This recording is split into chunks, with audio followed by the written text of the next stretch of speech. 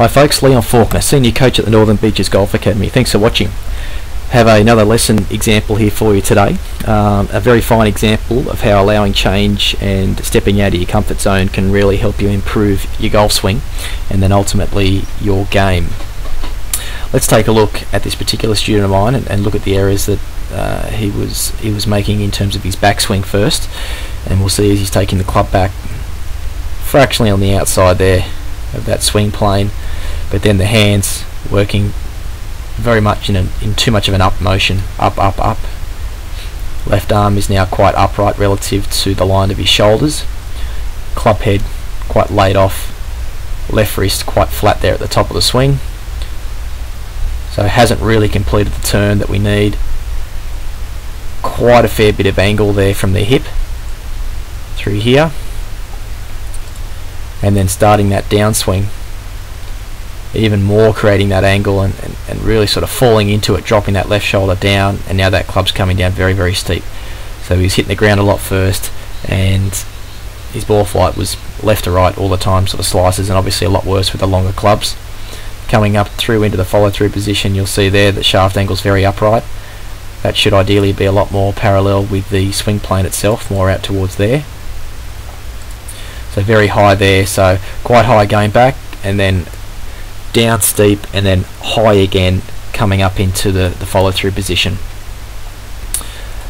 Okay, let's put him side by side with now his new swing. So we've got that before swing on the left and after on the right.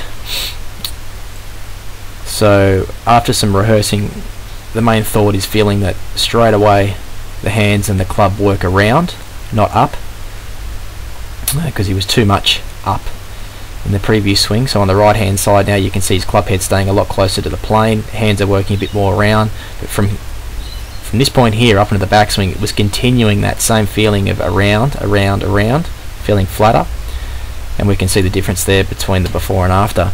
So his club head is now not stuck too far behind him in that laid off position. It's a lot more in line with the hands. His shaft angle is going to be a lot more parallel with his feet, and he's also a lot more upright, because he's turning better. He's not tipping forward, he's not creating too much angle from the hips. He's in a much better position now to be able to turn through the ball. And now as we're coming down, you can see the difference in that left hand side. You can see that shaft angle in comparison to where it is now on the right hand side. A lot more on plane, easier to turn through. Pause it there, you can see the shaft angle on the left hand side very upright, and now as we go through in the new swing you can see that shaft angle is a lot more parallel with the swing plane up into the end. So this produced immediate draws. Contact was not as heavy, it wasn't catching the ground as much, hitting it fat. A lot more sweeping contact. You can see the difference in the positions there, through and then around again. So the swing itself felt like to him it was more just sort of baseball, swinging it more around. So if you've got that same problem of lifting the club up and having a very upright swing, you've got to really try and convert your golf swing to feel like it's more of a baseball swing. Allow that club to travel around. Much easier for them to turn through the ball and feel the club travel around on the other side again. So I'll play this a few times and you can see the difference.